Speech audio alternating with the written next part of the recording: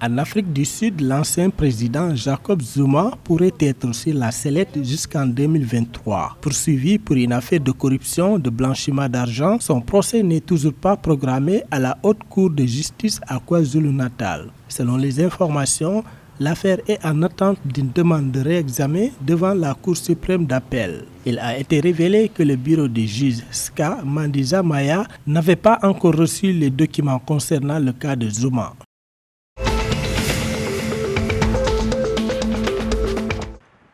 Le gouvernement zambien a déclaré mardi 17 mai que le pays regorge un énorme potentiel de croissance économique élevé en raison de sa recherche en ressources naturelles et de sa population jeune. Pour libérer le potentiel de croissance, le gouvernement s'est engagé à créer un environnement propice au renforcement de l'entrepreneuriat et de l'innovation, ce qui stimulera la croissance des micro, petites et moyennes entreprises viables. À noter que le potentiel de la Zambie a été entravé par la baisse des perspectives économiques entraînant des niveaux de chômage élevés en particulier au cours des 10 dernières années.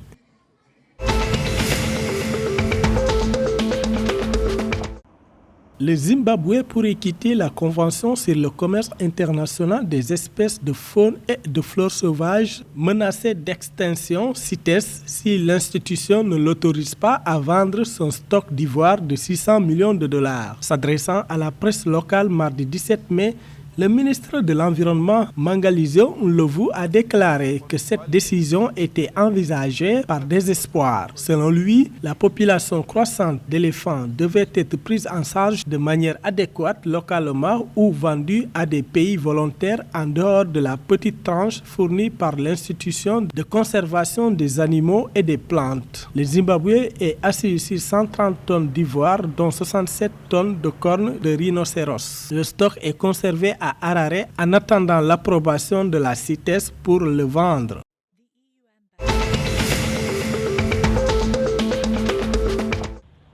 Au Lesotho, la division nord du tribunal de grande instance de l'Eribe est officiellement ouverte depuis lundi 16 mai 2022. Selon les informations, une fois opérationnel, le tribunal devrait aider à réduire les normes arriérées d'affaires qui, selon les sources judiciaires, seraient supérieures à 4 000. Cela réduira également la charge pesant sur le tribunal principal de Maseru. Le tribunal devrait tenir ses premiers procès au plus tôt, a indiqué le registre de la Haute Cour de justice et de la Cour d'appel.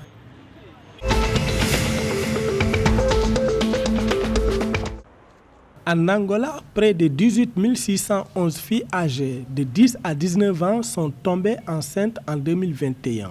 C'est ce qu'a indiqué la ministre de l'Action sociale, de la Famille et de la Promotion de la Femme. S'exprimant à l'ouverture de l'atelier sur grossesse et mariage précoce, Faustina Alves a averti que les effets culturels régionaux, les comportements et les pratiques locales sont à la base de ce phénomène qui met en péril l'avenir d'innombrables filles en Angola. La ministre a également déclaré que dans certaines régions du pays, les grossesses et mariages précoces sont une pratique courante. Une situation qui inquiète les autorités.